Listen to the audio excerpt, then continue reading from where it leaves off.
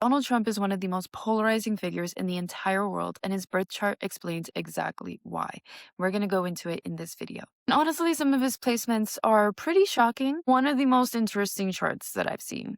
So let's start with the first thing that people notice, his rising sign. So we have his ascendant conjunct Regulus at 29 degrees of Leo. The fixed star Regulus is known to be a royal placement. It signifies power. It signifies fame, visibility, authority. And there's a natural expectation to be seen. The fact that his ascendant is exactly conjunct this fixed star explains so much as to why his entire life he's just been in the public eye to be seen, to be noticed. This is usually the fixed star that is associated with things like royalty and people with prominent positions of power. But the fixed star Regulus does come with a condition. It comes with power, but you have to wield it correctly or it can backfire. And we have definitely seen both sides of that play out with him. Another thing to note is that he has Mars very close to his ascendant. Mars is a very passionate, driven, forceful, can also come off as aggressive because remember, Mars rules the masculine. It rules things like war, domination, and taking things by force. It is an energy that is very divisive and decisive and also highly volatile. This is exactly on his ascendant. And remember, the ascendant represents your identity, your persona. This is how you show up in the world. This is how other people see you. It is the mask that you wear. In his first house, we can also see that Pluto is there. Pluto is all about power and control. It also rules things like manipulation and darkness, death, destruction, rebirth. This is a sign, or this is a planet of extreme transformation. Just in his first house, we can see that this is someone who has a lot of power and authority or craves power and authority because they have this need and desire to be in control. Now let's move on to his 11th house in Gemini. We see that he has his sun conjunct Uranus in the sign of Gemini along with the North Node. This is a very powerful placement as well because the sun in the 11th house naturally is someone who relies on their networks, who relies on their connections with other people. It's almost like their identity cannot survive without relationship with other people. They thrive through connection. And you can see that play out throughout his life. He ultimately is a businessman. He is someone who is a negotiator. He is even we can't all agree on his methods of negotiation, but he knows a lot of people. He has a lot of connections, and a lot of his power has actually come through his connections, through his networking ability. However, being conjunct Uranus is a very rebellious spirit. It is chaos. It is also known to be the awakener. And so this is disruption, this is chaos in order to bring awakening. His natural way of being, of connecting other people, is something that is different, is unconventional, and it likes to shake things up. It likes to make connections with people who are a little bit outside of the ordinary. And that is why some people either really love him or really hate him because he has this energy to him that naturally is disruptive. But one thing about Uranus is that it wants to be authentic and true. And that's one of the reasons why people like him because of how blunt and true he is to his own authenticity. Especially all of this stuff being in the sign of Gemini. Gemini is known to be a jokester, a trickster. It's very much Loki energy. Now, I want to tie in what's going on in this 11th house with all of this in Gemini. We can see that it is making a direct opposition to his moon and south node in the sign of Sagittarius. And notice how his moon is at 21 degrees and his south node is at 20 degrees, exactly opposing his sun at 22 degrees.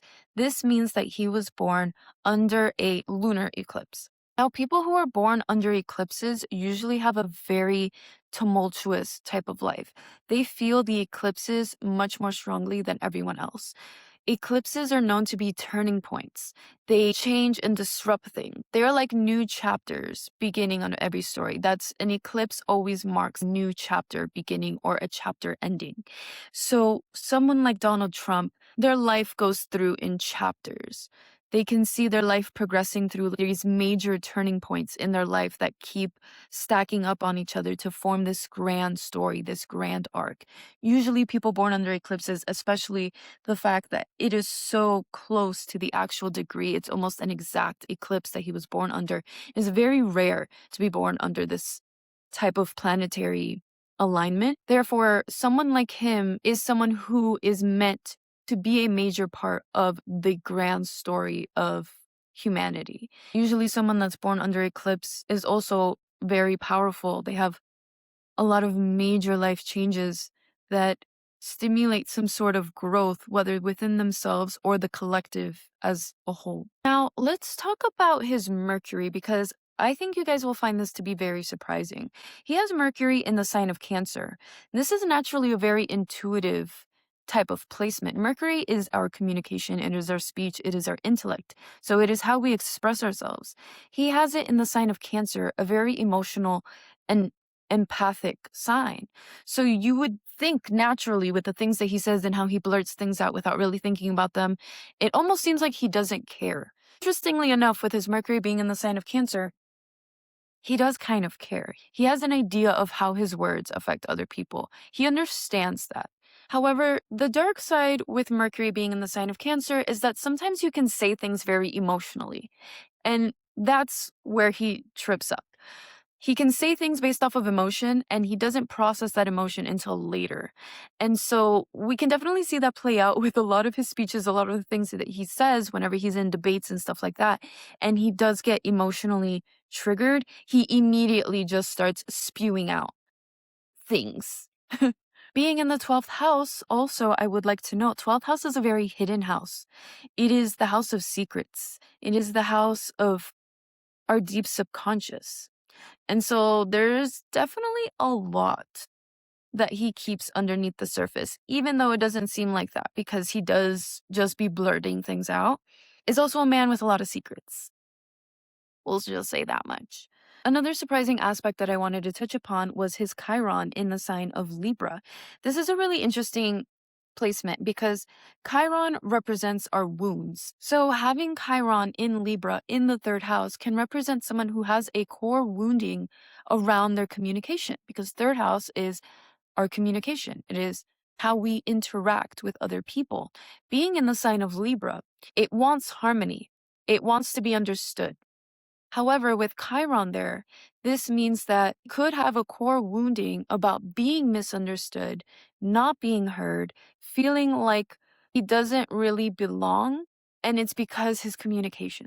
So one of the lessons in order to integrate this Chiron, because there are people who have their Chiron and they live with this wounding for the entirety of their lives, and this wounding takes control of their relationships and how they interact with the world, instead of healing it and processing it and transforming it into its highest version. Because the highest version of Chiron in the sign of Libra is someone who thinks before they speak, says things in a way that helps other people, who says things in a way that makes other people feel good.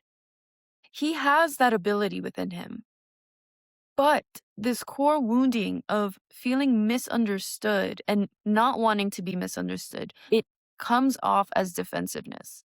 So the reason why he speaks the way he speaks is, yes, that Mercury in the sign of Cancer can sometimes lead to emotion before speaking and not thinking about things before you speak, but Chiron also being in the third house of Libra, it is a defensive mechanism. He is trying to protect himself from being misunderstood, but it's funny because in the process of protecting yourself from being misunderstood, you are being misunderstood. It's almost like he says things in a way in order to make himself be misunderstood and to be seen in a certain light, so that he, in that case, has the control and has the power. Because if he were to actually say something kind and gentle and in a way that cares about how it lands to other people, and then he still gets misunderstood, that is more painful to him than just saying it and blurting it out and being misunderstood, because at least he knew that he was going to be misunderstood and he doesn't care, as opposed to actually trying to be understood and still getting misunderstood. One of the ways that he can work through this wounding is by developing emotional regulation, by pausing before he speaks, trying to really analyze the room, analyze the people that are around him, and attempt to say things in a way that he knows will be properly received by the people in the room, the people around him. Now, one last very interesting aspect that I wanted to point out was his midheaven conjunct the fixed star Algol. This fixed star has a lot of controversy associated to it in astrology because it is referred to and known as the demon star. And his midheaven, which is your public image, this is your career, this is the highest point in your chart.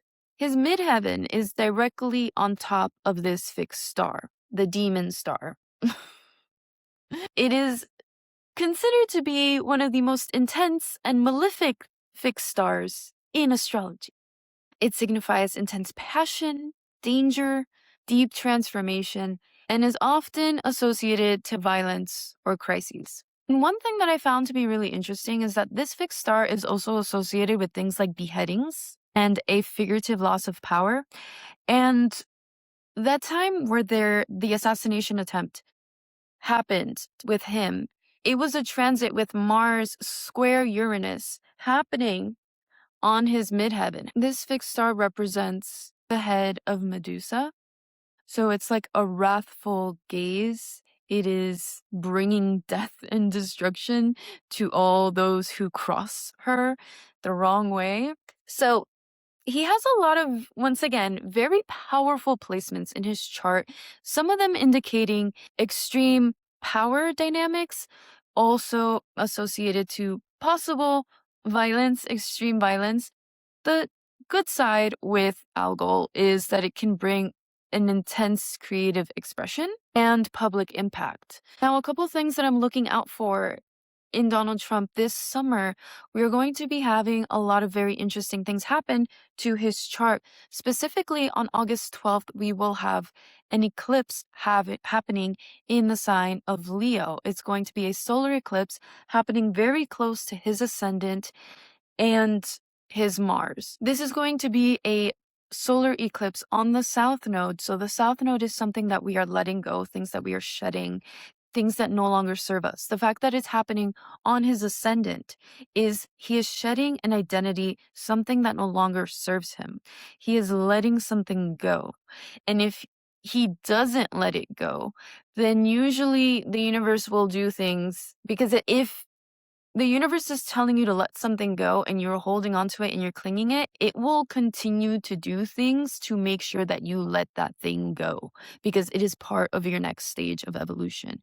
Therefore, this coming summer, around August, I would say even starting in July, because we usually start feeling the eclipses a couple weeks before they actually start, we will start noticing in July, or Donald Trump will notice in July, that there will be an identity or something about his identity that he needs to shed and let go of. And it could be the possibility of this Mars, since it's happening on his Mars, this forceful energy, this extreme determinism, anger, aggression, these emotional outbursts, doing things without thinking. He may be asked to let that go. He needs to have a little bit more stabilizing energy. He needs to think things through a little bit more. You can't just say things. You can't just do things without going through the proper systems. And so this solar eclipse coming up in August is going to be asking him to let something go. And if he doesn't let that thing go, it's going to become increasingly difficult. Also, being on his ascendant rules the body. We can notice possibly there could be news headlines that come up about his physicality, his vitality. There could be some health issues that come up around the summertime. So I would definitely keep an eye on that and see I'm interested to see on how that plays out over the coming weeks.